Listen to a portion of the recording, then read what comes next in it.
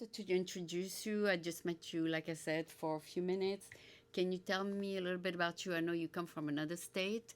How long ago did you come to California? Well, I'm from here, from California, Oh, you and are. yes, and thanks for having me. I'm from Southern California, is what it is. So Ah, Pasadena is where I was born and grew up.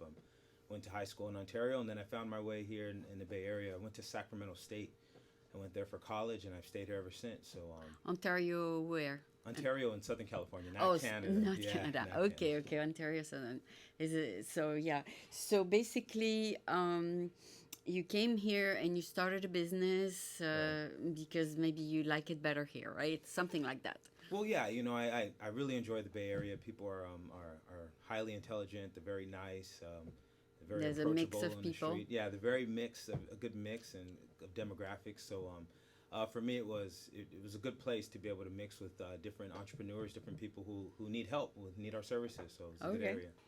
Yeah, because that was the first time I met you at Network After Work. Yes. I go there regularly because there's a variety of people you can meet there, right? Right. You notice that. That was my first time at that. That was your first time? Yes. Oh, I've been going for 3, 4 years now. Okay. But usually when they started, it was 500. Now they cut it down to 350 because out of 350, usually 250 show up. Okay. But basically, it's a little bit more livable now. It was too crowded in the past. But basically, I'm glad I met you because when you go to a networking event, usually you meet a few people. You don't meet everybody. So I'm glad that I bumped into you. So, Likewise. Thank you. so you started Creative Adaptive Thinking. Is that a marketing company? No, it's we're a project management company. But thank you for recognizing some of the design in our name, if you will. Oh, Creative adaptive thinking is this. It's sort of the idea that we want to create solutions and we want to adapt your processes into competitive advantages and bottom line gains. And so that's the premise of our company. So we do sort of three things. We help people get certified in project management if they want. So oh, really? yes. Okay. So if you want a credential in the PMP credential, or you want to learn Agile, or maybe Lean Six Sigma or Six Sigma, we can get you certified. We're registered education providers there. No, because in my building, every other week, there's a group of 20 people that come and get trained to be certified for project management, but they are Okay. sent by companies. But it's not my business, it's just they come in our building Okay. because I'm in a building where there are many businesses. Uh-huh. But that's the idea. People get certified in 4 days, right? Right. Right. Okay. Yes. So you did one of those training yourself? Yeah, I conduct those trainings a couple times a month in San Francisco. There's a pretty high demand, Yeah. and that's just for PMP. We also do it a few times for Agile. Oh. Not as high demand now, but I think in the future there's definitely a So creeping you're demand certified to train other people. for that. Correct. Oh, that's interesting. That's interesting. So what do you teach them in these 4 days? Oh goodness. A lot. Yeah, we start with the basics of what is project management and Okay. the standard in terms of the ANSI standard. So you initiate a project, Yeah. and then you plan it out. Yeah. You would then go and execute. You start doing the work. You're sort of monitoring and controlling throughout, and you close the project. So, from the moment you sign a charter or a contract, or Okay. you're going to do some work for somebody or internally, to the moment that you've paid your last contractor and you've negotiated that final settlement price, Okay. you're sort of, looking at variance analysis. So we had a plan. Something happened on the project. There's a delta between the two. Yeah. And then why? And do we need to take corrective or preventative actions? And then from there, we would forecast out, right, and sort of say, this is what we think the project will look like a week from now, a month, a year from now. Okay. And And the so that's manager monitor and the control. manager can oversee that. Yeah, and it also depends on what organization type you're in, right? If you're sort of in a functional organization, usually you may not have the authority as a project manager. You're maybe just tracking the budget. You don't own the budget. You don't own resources. You're sort of just tracking, and you're capturing metrics. Versus on the project side, maybe you're a Gensler, or let's say a construction company, and you're the general contractor, and you've subbed out work to another company to do the plumbing, and one company to do the electrical, and another company to do all the audio video. Right, and so in that sense, yeah, you have more level of authority with regards to the budget and the resources, etc. So, Okay, but what is project management? What are the prerequisites? I never did project management. Is there a prerequisite? well, to manage a project, there isn't a prereq, but to become a PMP, Yeah. to hold that credential, you would Yeah. need 4,500 hours and Wow. 3 months. 4,500? Are you kidding me? 4,500 hours. It's about 2.5 years if you're working full time as a project manager, maybe 40, 50, 60 hours a week, 2.5 years. And then they take your course. Yeah, and so you can take the course prior to that and maybe apply for what they call the CAPM, the Certified Associate Project Manager. Oh, the So it's one associate level. first. Yes, you can do that if you don't have the level of hours, prerequisite. yeah. So the prerequisite would be 4,500 hours, 3 years of project management experience within the last 8. If you hold a bachelor's, if you don't hold a bachelor's, then 7,500 hours and 5 years of project experience that you could go back within the last 8 years. It's very demanding. Yeah, somewhat. Did you do all that yourself? Well, yeah, I actually hold the credential. I hold the Agile credential and a Lean Six You Sigma had the credential. 4,500 hours yourself? Yes, prior to getting my credential several years ago. So that was several years ago when I actually held the So sat that's for the why exam you have myself. enough experience to teach it. Right. And it's not just that, but part of it is well, I've spent time working with, let's say, Contra Costa County, or I've done software development with a company called NTT, a huge Japanese telco. I've done IT infrastructure for Polycom, if anybody's used the triangular speakerphones that they've had. I've worked the Special Olympics. I've helped a guy in the NFL build a gym, so I have a pretty broad experience, and I help bring those experiences to people so they can understand the material better. Oh, yeah, you can send me your resume because where I work, IT, maybe they might be interested. But we'll talk about it later, I guess. Oh, absolutely. Thank you. So since they have 4,500 hours before they go to you, in these 4 days, what would they do? They will get like a little bit more of a certification. You can think of it like this. Most project managers that come in, maybe they know how to use a screwdriver, a Phillips and a flathead, and maybe a hammer as well. Okay. Maybe a handsaw. Yeah. And the PMP, the boot camp, at least is meant to teach you how to pass the exam, not necessarily how to become a better project manager. So we'll expose you to tools. So now you'll have a table saw, and you'll have maybe a laser line level, and you'll have a drill. But you may not necessarily know how to use those tools yet. You'll have all these tools, these new tools, but you may not know how to use it. And that's what most people experience coming in. So I try to bring examples from different industries that can allow them to sort of mentally see themselves using these tools when they go along. That way they can bring something back immediately to their company, in addition to, I know this knowledge and I can pass the exam and hold the certification. I'll tell you, holding the cert doesn't make you a better project manager. No? No. Okay, it's experience. Yeah, it's experience, and then it's the willingness to become a practitioner and sort of try to use the tools within your project. Right? Okay. It's one thing to know the knowledge, but if you don't try to use it, if you don't implement it into your work, well then it's, the knowledge is just there. So you have to apply it.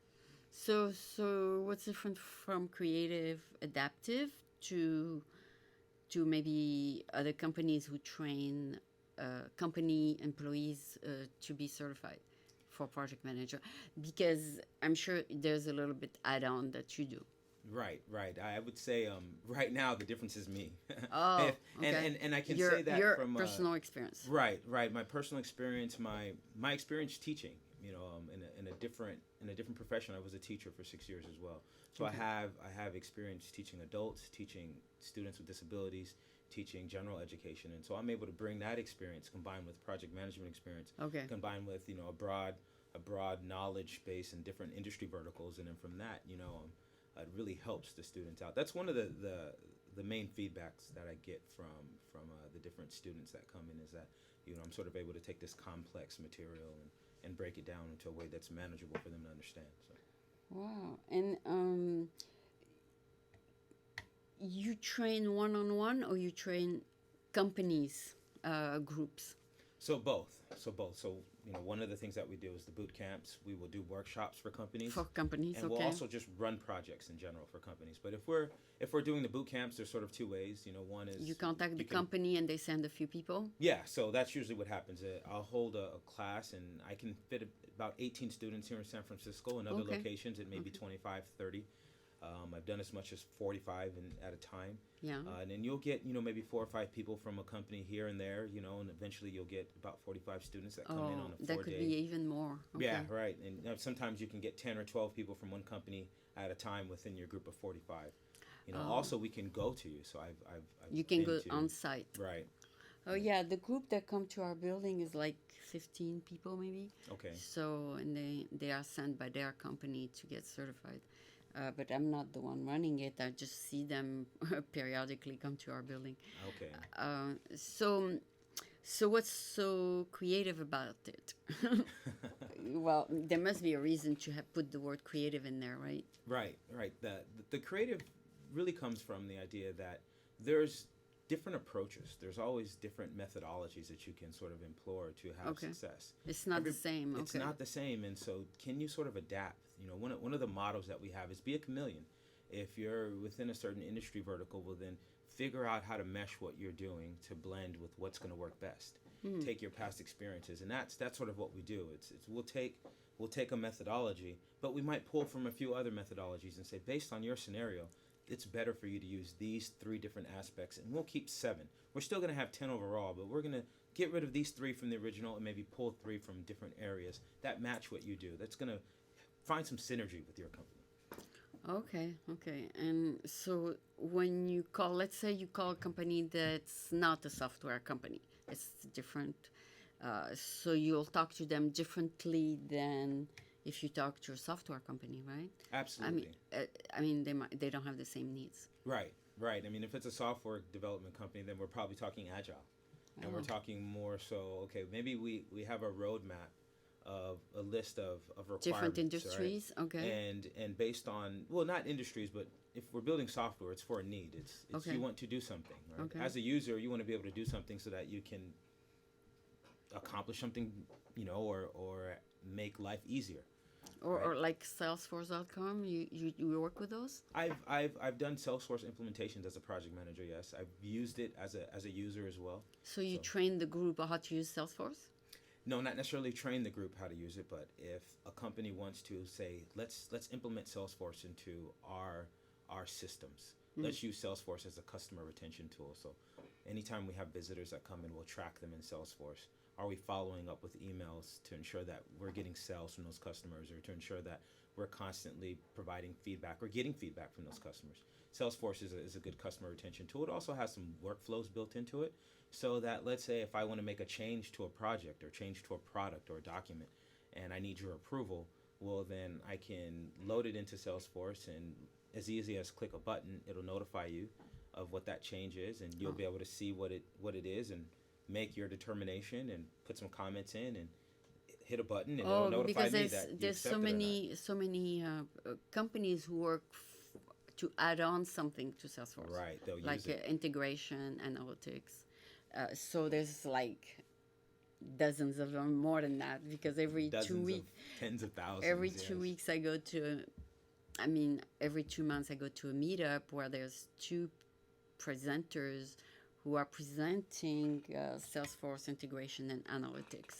And they all have different ideas on what to add to Salesforce. Right. And it's incredible, the creativity and the variety of people who have ideas on how to add on to that. So you have used yourself that software, I assume. Yes.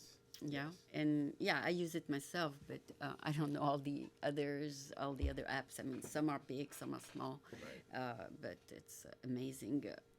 This company has blown out of proportion. It's huge. The Force.com. Yeah, they're building a nice tower there on. Did you see Mission that? Street. Oh yeah, you did see. Okay, how can you miss it, right? Yeah, right. So you do come to the city occasionally. Yes, I do. My most of my courses are taught here in the city. Okay, so what do you use, like the Regis or Yes, the... I do. Oh, okay, Yeah. that's where I am, at Regis. Okay, I was going to say, in fact, I think I saw you, At Regis. yes, at the Regis Suite, and I feel like maybe the class that you're referring to is the class that I teach. Okay, Yes. okay, because I'm on the one at One Market, the 36th Okay, floor. we're in the same building. Imagine that. Are you on the 36th floor? Yeah. Okay, I'm in the building that's in the corner there.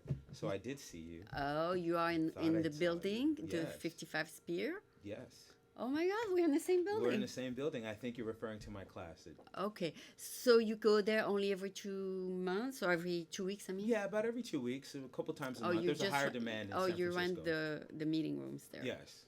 Oh yeah, it's a very nice space with the Bay Bridge. Yes. I'm Everybody there. wants they want to be able to see that view all the time. Yeah, yeah. I go there every day. So that's good. Next time, come see me. I will. Where's your room? 3632. 3632. Okay. Yeah, that's where the Kelco company is, and that's where I go. Do you know where the parrot company used to be? The drones. They used to Oh, make the drones. yes, Yes. they moved at 165 Mission. A They couple just weeks ago, right? Yeah, no, they moved last week Or last completely week. because they were waiting for the furniture. Some of them moved 2 weeks ago, That's right. and some finally by last Friday they all moved out. So I'm in the corner room. There. You are there? Yes. So Oh you my were God. referring to my class, Small World. Yeah, but you don't go there every day, do you? No. Monday through Thursday. It's 4 days. So Monday through Thursday. Yeah, exactly. Monday to when they come, it's kind of busy in the kitchen. So this is a small world, isn't it? Yes, it is. Oh my God, I didn't know you are the one teaching it. Yes, that's me. Okay. That's you. Wow, awesome, awesome. So you do yourself your outreach to companies to invite them to your class? Yes. So I'll reach out to different companies. Everything started with some of the coworkers that I had in the past. So some of the past companies I've worked with. Oh, you know them already. And they may say, "Hey, come and help us," because they know the work that I did when I was there, and so that's a part of it. And then Yeah. the other part of it has just been word of mouth. So people that have come in and have taken the course, they've recommended others, and so I'm starting to see a lot of that. So you've been here at least a year.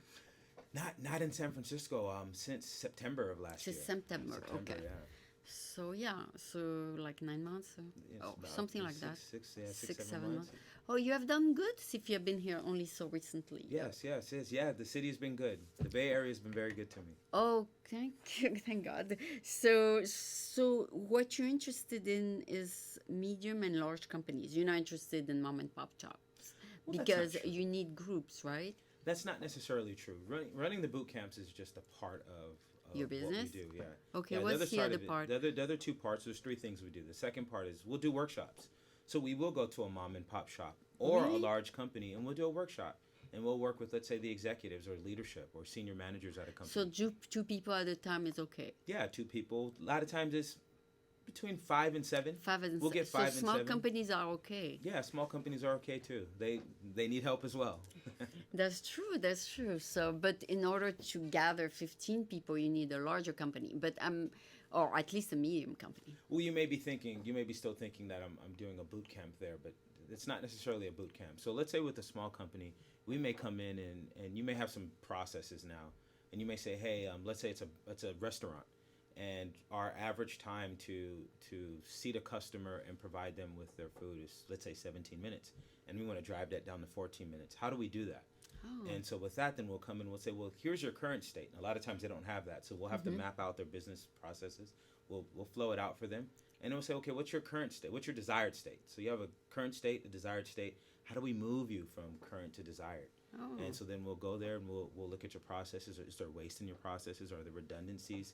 Can we reorder your processes and figure it out? Can we introduce technology? And if we do that, well, then what happens? A lot of times you introduce technology to solve a problem, but then your problem only shifts downstream a couple processes, and so you don't realize it. So we look out for those things, and we want to make sure that we take a holistic approach and look at everything from all the different vantages of your business. And Oh. and so it's not just for the cert, it's also to then come in and help a company who maybe they're not interested in the certification, but they're interested in the knowledge and they want to actually apply it now. And so we can do that as well. Okay, advise them on different things to implement in their companies. Right. And so Yeah. process improvement is sort of the industry term that folks will use. Yeah, it's funny. When I started seeing this group comes on the 36th floor, I said, "Like, who is doing this?" And I never could pinpoint who's doing it. Now I know. It's such. I'm always in the room. That's why I don't get to come out. Oh, you At don't breaks, go to the people kitchen. have questions and Oh, you go in the lunchtime, kitchen. People want Oh, to talk and they have questions. So I'm there all day. My whole goal is to sort of move the field of project management forward. ah. There's not very many places that you can get a bachelor's degree in project management. You can only get a master's degree, and you can get certificates. Let's say Stanford and Berkeley. Yeah. Here they offer certificates, and I believe Stanford has an actual master's program. and you can get a master's in project management. Really? But beyond that, there's not bachelor's degrees. We don't see it being taught in the schools. Not yet, because it's on the job training kind of thing. Right. Well, it's still project management's in its infancy. If you were to ask people 5 years ago, 10 years ago, what is project management, they wouldn't know. And there's a number of people today that still don't quite understand all what project management is. So sort of the reason, that's what sort of drives me to do this, to help people sort of attain this knowledge and sort of get better, is because eventually I want project management to be a field that, is taken very seriously. I mean, it is at certain companies that value it, but certain companies still don't, and they still don't understand how important it is to sort of have someone who has soft skills that can speak the financial talk with, let's say, the CFO, but then provide the business value to the CEO, but then also be able to speak the technical part with some of the architects and the designers, be able to work with the vendors and the contracts and knows the legal side of it. Is able to galvanize a team and work with difficult individuals and push the team forward. That's sort of, what project management is about. And my goal is to be one of those people that sort of helps push this industry forward. It helps, children desire to want to be project managers. Let's fit it into that the STEM that we're talking about, the science, technology, and engineering and mathematics. Project management is the culmination of those 4 areas, and I think it's important, and so that's my goal. Is it better to teach than be one yourself? Wow, that's an interesting question. I do like to run projects. Yeah. So I do So like you can to do help both? companies. Yeah, I do both. Oh, So, you do both? yeah, and I mean, and it's helpful. It's helpful for me to stay current in the industry, Oh, okay. see what the practices are, so I know what challenges people are facing when they come in to see me for the credential, and I already have an idea of what they're facing and what they're up against. Oh, that's good. You can teach it and implement it. Okay, that's good. Yes. And when you charge a group, I mean, I don't want to get into numbers or details, but do you charge per person or per group? It all depends. If What you individual negotiate price. with the company? Right, and maybe a company comes in and it may just be a flat fee to work Oh, with their for entire all company. of them. And Oh, okay. some companies say, hey, we want you to come in, and it maybe not be for the credential, but it's like, let's say, a workshop. Just and they tell may them do what hourly. to do. Yeah, so we're very flexible. Very Okay. flexible. And adaptive thinking means to help them think better about the project? Think differently. Think To different. think creatively. They got to adapt their thinking to the project. Correct. Okay. Correct. Okay. It's sort of the idea of, let's adapt where your business is headed, Yeah. what your vision is. Yeah. Hopefully those 2 things match, but if they Yeah. don't, well, then let's adapt them so that we can get them to converge. Oh. Right? Because there's sometimes different departments in the company, and sometimes there's 2 groups working on the same thing. Right. When it shouldn't be, right? They should merge actually, and then another group work on something else. So you analyze what's going on in the company and tell them, hey, something's wrong here. Right. Okay, so yeah, I know. Sometimes It's very common. it's very common. Down to documents, down to companies where 2 people are working on a document, the Yeah. same document with Yeah. a different name, and it or shouldn't be. different documents with the same name. Wow. So it's And a then very common thing. it's like they're paying 2 people for the same thing, Right. for the same project, but they might get 2 different results Right. from 2 different minds. Now here's an interesting concept. There are times where you want to do that. Let's say in software development, there's a process called pair development. Oh, Where you would it's have on 2 purpose. developers, yeah, All on and purpose. you would have one person coding, and then the next person would pass the See keyboard. which one is better. And not which one is better. They're not coding at the same time. Okay. They're going back and forth. And you sort of would think, well, that's counterintuitive. I'm paying 2 people to do one job. Yeah. But the error rate is much less. The defect rate is much less. The quality of work is higher. Because you can merge it. Well, not necessarily merging, but you have one person who's sort of performing quality assurance and quality control at the same time. And they're making sure the other person is following the right processes. Okay. And they're ensuring that the product is going to be tested and inspected correctly. That's the control side of it. And then another person does the same thing. Yeah, back and forth. And then they meet together with the superior and tell them what they found out. It could be a superior. It could just be another team member. Manager. Yeah, it could be a manager. But yeah, absolutely. And they all give their feedback. Yeah, you would get feedback at the end once you've built it. Once you've built a component or a package or a piece of it, yeah, and then you would Who fit it in decide and- which one of the 2 is better? The upper management? Well, we like to look at the team. Oh, it's a team Yeah, we like to effort. see how the team is doing, and then Okay. the individual effort is just a part of the team. So, Okay. right, the team effort is a function of individuals. So Mm-hmm. if there's an individual that's not doing well, it may be not because that individual isn't trying hard enough. Okay. Maybe we haven't thought about that particular individual's skill set and if we Yeah. put them in the best position for success.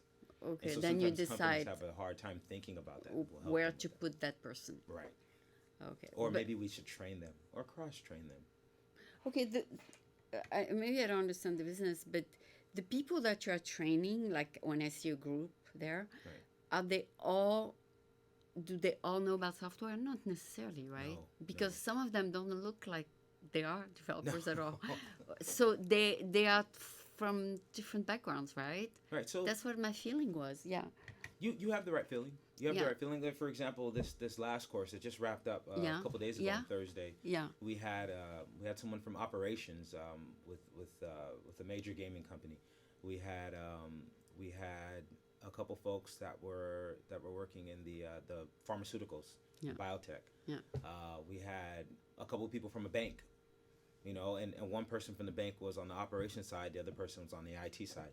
Oh. We had someone from an insurance company that's on the requirement side and looking at it from the product analysis standpoint. So yes, there's people from many different industries, and then within the industries, many different departments within a company. Oh, wow. I mean, this is really beyond my understanding because I've never been a project manager. But I was wondering, when they graduate, the person is a project manager, right? Well, they may be a project manager already. Oh, they might be. And then they have their own team then. Yes, they probably have their own team. And then with their own team, they try to they learn from you and they try to implement it with the team. Correct. Got it. Got it. So it's also about not just knowledge, technical knowledge, it's about also managing. It's definitely about the soft skills. It's definitely about being able to have empathy. With the employees? Yes. Being able to resolve conflict. Oh. Being able to manage stakeholders and make sure that they're engaged at the right level. Okay. Right? It's there is a lot of that. The boot camps aren't geared towards that. Mm-hmm. So anybody that's taking a boot camp anywhere across the U.S. For let's say PMP or Agile, Lean Six Sigma, it's geared strictly to teach them the content knowledge so that they can pass the exam. That's it. And so what we bring during these boot camps is a little bit of flair in terms of not only this is how you can pass the exam quickly, but this is how you can take this knowledge and now actually utilize it from day one. You can go back to your companies now and begin to implement this and begin to work with your teams and realize sort of the benefits of this particular methodology, be it PMP or Scrum. There's some people who are interested in that, this growing field, or Six Sigma. Yeah, so let's take a specific example. Let's say I'm a manager of a group. How do you give constructive criticism? Is it better to ignore it, or is it better to get that person to work with someone else? You never want to ignore. It's that you're in. So in this scenario, it always really depends. First, is it a new group, or has that group been together for a while? Oh, okay. Right, so that's one factor that you want to take into account. The second factor would be what sort of your rapport with that particular individual. How formal or informal can you be with that person? Right? You should know the boundaries on each side. And No, but then- if you don't want that person to take it personally, you can tell that person, hey, why don't you work with that person to be better yourself? Or, I mean, suggest they work together. Well, and that's the whole goal. The whole goal is to always collaborate with your team. Your whole Okay. goal is as a manager, is to sort of to be a servant leader. Okay. What can I do for you that's going to make your job easier? Oh. What can I do for you that's going to make you have better results? It's going to make your life happier. You are the go-to person. That's the hope that, as all of us that we have for our superiors, that they're servant leaders for us. But that's what we teach, and that's the goal. How about if they're afraid to come to you because they're afraid to show they don't know something, so then they won't be looked at the same way by you because you're the manager, right? So they might hesitate to come to you because they want to be looked up to, or Right. so there's a little bit of, or they're afraid that you might think they're not qualified or something, so they might go to their coworker instead. No? Yeah, that's definitely a possibility. I think some of it is perception. Some of it is your ability to sort of notice that within a person. Can you see it within their body language, their tone of voice, the eye contact, maybe how they speak to you versus when they speak to the rest of the team? Okay. Can you tell if what's going on emotionally? So that sort of emotional intelligence or emotional IQ, as some companies will call it. Okay. There's a part of that. The other part of it is maybe let's look inward as managers and let's say, how do we come across more approachable? How to Right, become more exactly. friendly. So it's not always trying to work on others, but sometimes how do we work on ourselves so that people are So comfortable? people are comfortable to ask you questions. Right. So that they never, when you approach them, no matter what the question, you always think it's a good question. Right. There's no bad question. There's no such a thing as a bad question. And I know that's a cliche term, right? Yeah, But yeah, that's the yeah. truth. But that's the manager job to always think, oh, you got that's a good question. Yes. You start always. That's a good question. Even during the boot camps, there's times where people will ask a question and you That's can a very see good others, question. You can see in others' faces where they're sort of like, really, did you ask that? But for that person, it's a good question because if you don't know, well, then how are you going to know? You should ask.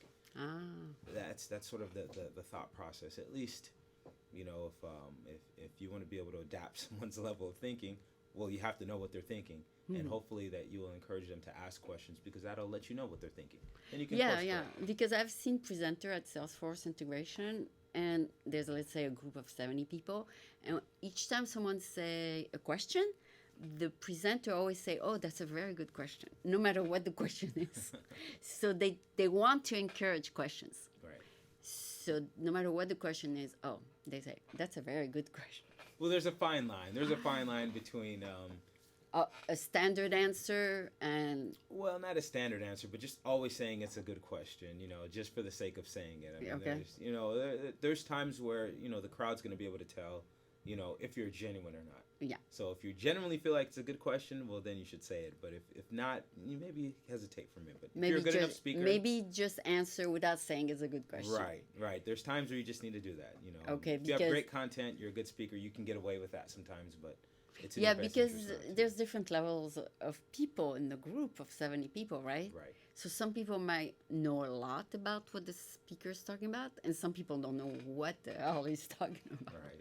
But they still ask questions, right? But I think maybe the secret is that to be understandable by all, no matter what the level. Like... I walk into the meeting and I don't know anything. And another person walk into the meeting and they already have like 10 years experience. But no matter what the question is, the speaker is going to adapt his speech so that everybody understands him. Right. No matter what. See the word? Adaptive? Yeah. Oh, yeah. So he's not going to talk only to the group of people who has 10 years experience. He's going to talk to everybody. Right.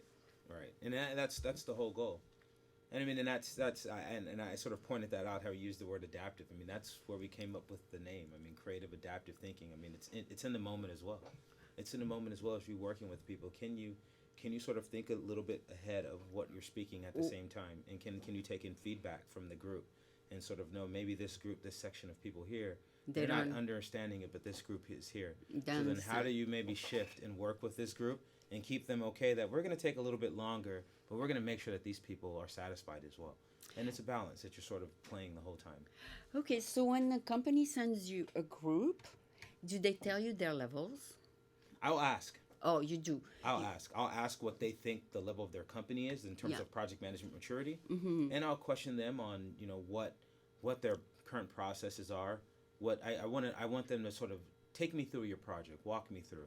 I want to sit in your shoes. And sometimes I'll have them speak, and I may just close my eyes. I may close my eyes because I just want to hear. I want to absorb everything. I want to picture myself in their shoes and sort of understand their daily process, and then that'll help me to sort of figure out where I'm gonna go next. Wow, that's awesome. So your class is 6 hours a day for 4 days.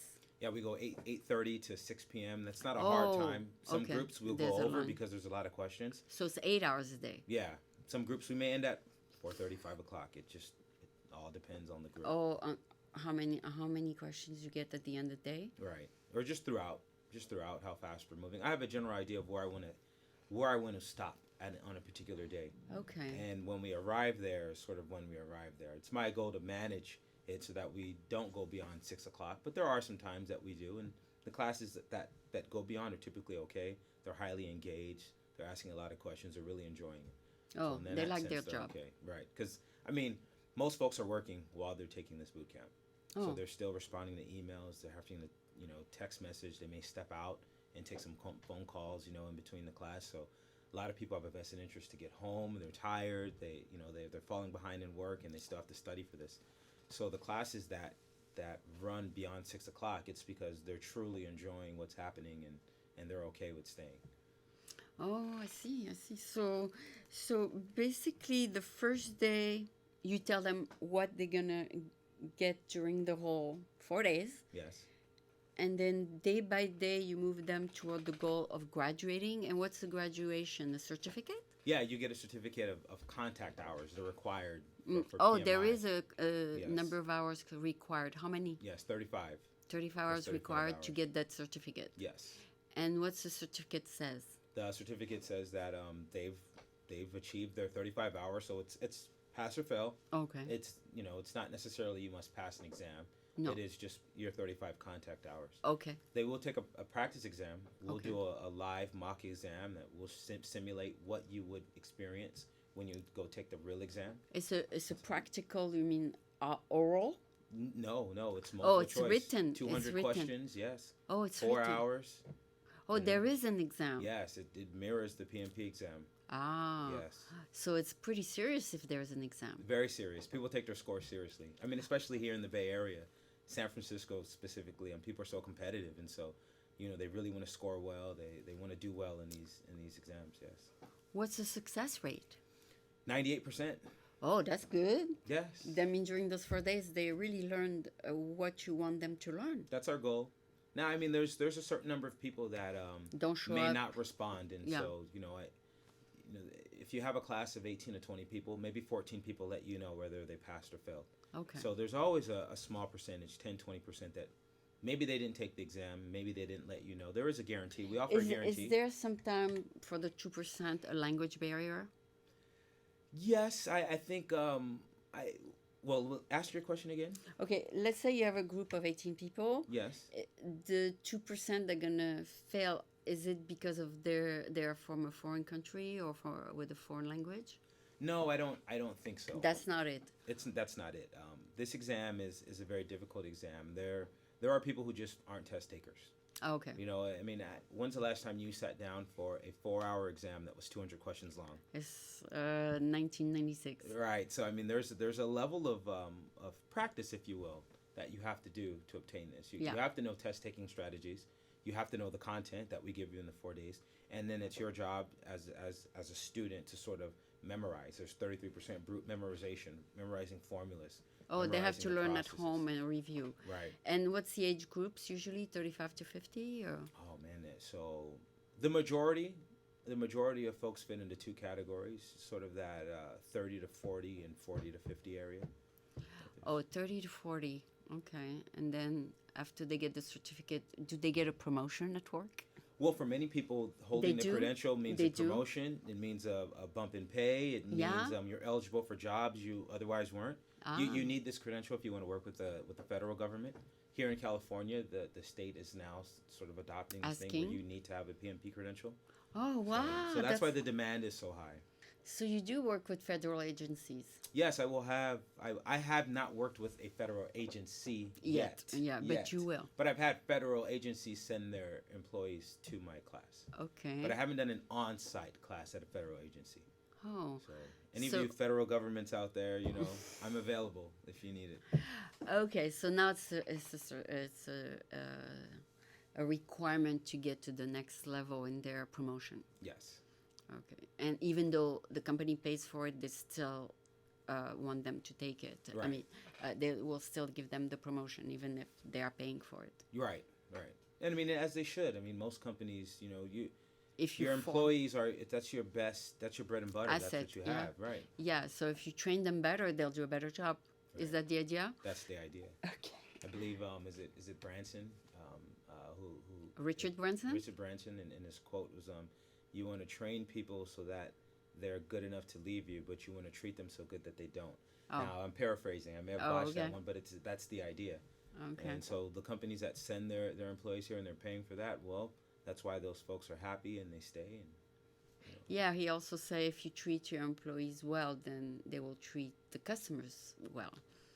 which would be good for business, and it's sort of synergy all the way around. Yeah. He didn't say treat the customer well. He said treat your employees well. Right. So, which is a very good philosophy, because if the employees are happy, then when the customers are calling, they'll be more helpful to the Right. customers, kind of thing. Because he has all kinds of businesses. So you know, Branson, did I get that quote right? I know the one I told you. Okay. The one where he said, if you treat your employees right, then they'll take care of your customer Okay. well. So first, take care of your employees. That's what he said. Okay. So yeah, I do know him. I met him in person. Oh, really? Yeah, he came to give a speech, but that was when he just landed in California with a suitcase, and he got his first funding, and he came with nothing to California, and he left with $1 million funding for his company, and he gave a speech at a group, and that was like over 20 years ago. But now he made it super big. I'm sure he doesn't give speeches like that anymore, because he's worldwide, kind of thing. Oh, he had the right philosophy, right ideas. Yeah, but I was sitting just like next to him when he was standing up and speaking to the group. But he is a very good motivator. Okay. Yeah, and Would make sense. entrepreneur. He trains now other people to become billionaires, not millionaires. So like people would go meet him at his island, and he would kind of give them some ideas on how they can move from multimillionaire to billionaires, and he will tell them what to do. So I need to sign up for his class. Oh yeah, you do, because you're already a millionaire, right? I mean, almost getting there. So yeah, he's pretty good, but he's all over the internet. So if you want some ideas, Right. you can always have access to his material. He's also a very smiling and cheerful person. Is that important for a manager to be optimist and smiling, and not to be somber? He has to be a people person, right?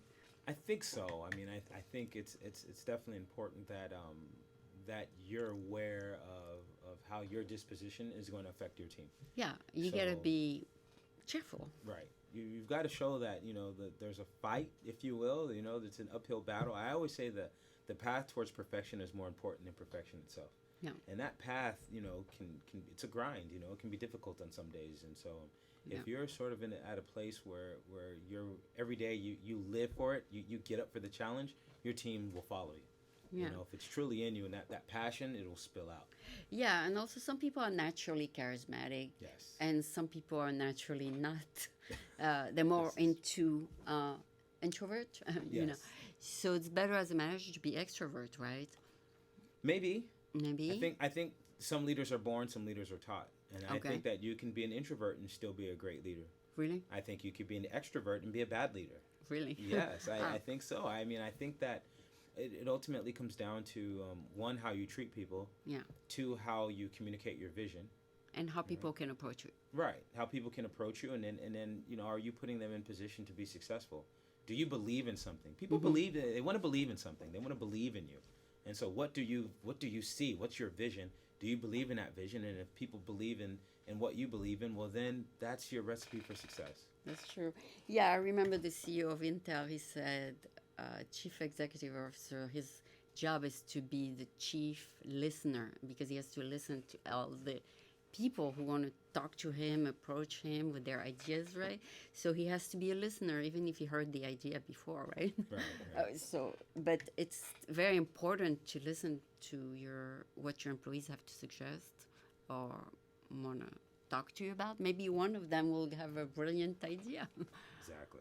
So you never know. That's one of the things, I focus in on during the 4-day training. Yeah. It's not necessarily part of the exam, but it's one of the nuggets I like to give out. And, and I let the students know I don't take credit for any of this. Yeah, This is a you group, and I'm learned just passing the knowledge on. Yeah. I'm just passing it on. And one of those things is listening, being an active listener. Many times we're quick to finish someone's sentence. Oh, yeah. We think we know what they're going to say and we have the answer. That's or my solution. problem. That's my problem. People say I interrupt people. you just gotta sort of take a step back and understand it, and sort of like, instead of looking at the 95% that you think you already know, Oh, okay. search for the 5% that might help you. Okay, yeah, because if you're a CEO, you probably know everything, but there's that person who's going to really make a difference in the group, right? It's knowing what you don't know, which is most important. Yeah, exactly. So come on in and tell None of me. us know everything. Yeah, you yeah. may be domain experts, but Yeah, I have that problem with my kids. They always say, I know that. And they say, how many times are you going to tell me that? I know that. And that really kind of upset me, because I feel like I'm telling them everything I tell them. They know that. Oh, They because it's human nature to say, oh, I already know that. right. So you have to learn what you don't know, something. Maybe what do they really mean by that? Yeah, You might say, I know that, but what do you mean by that? yeah, and I tell them, did you listen to what I said? I know they don't know everything. Yes, so, well, that's another thing. As a parent yourself, you are their project manager. You are their manager. Well, I've learned that kids think they know it all, and my wife knows it all. Yeah. So you I have know to, nothing. so they come to you anyway, right? I Well, mean, they know it all, right? Okay, so it was very interesting. I totally misunderstood initially what your company was about. I thought you do creative marketing, but anyway, it's interesting what you do. So I look forward to maybe bump into you, even though you always stay in the conference room. Yes, we're that close. I can't Yeah. believe we haven't seen each other. But like I said, I thought I saw you. Yeah. So it's the past 6 or 7 months that this group have been coming. Yes. Okay, so that's you. Okay, so I hope I covered everything. If there's something I didn't cover, let me know. No, I think the goal here was to let me know what introduce you to the do, company, yeah. and we've been able to do that. You know what I do personally, and I would just like to take a moment to sort of again, push forward project management. So those who don't know about it, research it, and it's not just the PMI's PMP credential, but look into Agile, look into Six Sigma and Lean Six Sigma. Those of you project managers out there, become practitioners and try different things on your project, and visit us at creativeadaptivethinking.com. If there's anything that we can help out, we'll do it. Okay, one last question people get confused about. There's project manager and product manager. Yes. What's the difference? I know I always wanted to know the difference. Okay, so let's start on the product side. Product managers are looking at requirements. So product managers sort of act as a proxy owner for let's say this microphone. Yeah. I may go out and look at all the other competitors and say, what are my competitors doing? Oh. What materials are they using for the base, for maybe this foam around it? Where are they that's sourcing it product from? manager. And then I would go to and I would say, well, what are the people in the industries using? What are people in TV using versus radio versus maybe people who are doing live performances, concerts, singing versus maybe comedy? So he knows all the components. Well, hopefully he or she is done all that research, and then maybe what are we trying to build? Because sometimes people don't know what they want. Okay. So you have to sort of be the expert in all things microphones. Let's do something better. And yes, exactly. And then you'll define what those requirements are. That's what a product manager is. So they'll determine which features and functions are the most important. How do we prioritize and do now that I first? understand. The project manager is just, okay, now that we have your requirements, Yeah. how do we define the scope of what that is, what it isn't, how we do it, and how we get sign off? And then how do we break down that work so that we can figure out what these deliverables are? Take a big problem, make it into a little problem. People have a dynamic picture in their head, this fluid sort of motion picture. So once they know what the product is going to be, then they pass it on to the project manager. Potentially, yes, depending on what type of methodology you're using. But yes, they will define the requirements out, and the project manager will be able to take those requirements and break it down in a scope and figure out the activity, sequence it, develop a schedule, get a budget, quality requirements, all the different things. Wow, that's interesting. So sometimes there's two of them in the same company then. Yes, which is a good thing. Okay. You want somebody who can manage the project. You want somebody who can manage the product. Okay. Because your product, you may have 5 or 6 projects to add different features and functions to your product, Okay. or maybe different products in a line or a series of So it products. starts with the product manager and then it moves on to the project manager. Or You not could- really? Not really. You could say it starts with or it all starts with the company's strategic plan. Okay. What is the company looking to do? They may have multiple product owners for different. There may be a product owner for the foam on on this microphone, Okay. and there may be a product owner for the bass. Ah, okay. Right, so there's different bases and how are they made? Maybe the urban ergonomics. So of the different bass. project of different product, Right. and then the project will put it together. Yeah, the project manager will be able to put that together. And you may have multiple project managers and maybe a program manager that's overseeing all these projects that are strategically aimed towards one goal, or maybe a portfolio manager that says within this arm, R&D or finance or human resources, this particular product, this is where we're funneling resources. So it's a concert. And Okay. different companies may call a project manager, may use the term project manager, but the job function is different than at another company. So again, the field of project management is in such an infancy that we know what a supervisor is, and then you can just figure out what vertical you're in. Mm-hmm. Right? If you're a supervisor at a Walmart or a Home Depot, right? You know what that is, but A supervisor is different than the project manager. yeah, than a project Totally, manager, but totally. a project manager for Apple is going to be different than a project manager than, let's say, for Gensler, which is an architecture and design firm. Oh, of course. So Yes. I mean that they and one may have an extreme level of control in terms of how am I going to spend the money and which people or resources am I going to use, Oh, and then the other may not. The other may just be tracking a budget that was handed to them. okay. So I mean it's so different in every company. Oh, okay. Yeah, it could be an architect, then he knows how to understand the other architects, and it could be totally different field, then it still have to have the skill of a manager. Right. Okay, now I understand a lot better. So thank you so much for being here, Cecilio. Thank you for having me. And is Cecilio a Spanish name? No. Yes. Oh. So my mom is from Panama. My dad is from Costa Rica. So Spanish Interesting. is their first language. Oh, so happy Cesar Chavez No, Day. thank you. There is a gathering at at the Civic Center Plaza, and here they have a day off on Thursday to celebrate Cesar Chavez. Should get a day off. I didn't even know. Yeah, they have a day off here. Listen to that. I didn't know there's such a thing existed, but in this outfit at Vivac, they have a day off. But anyway, I don't know if the celebration at Civic Center is today or tomorrow, but I know they celebrate it. Okay. It's a huge, like thousands of people, all the Hispanics, I would say. Yes. I don't know if you have been to it, but you have been so recently here, probably not. No, I haven't. No, I haven't been to one of those celebrations yet. Yeah, so Easter, Cesar Chavez, it's all happening. So everybody's so busy. So it has been a pleasure interviewing you. I can see that you are very open to my sometimes not so intelligent questions, but at Oh, least stop you clarified us. You clarified me at least. So thank you so much. Thank you.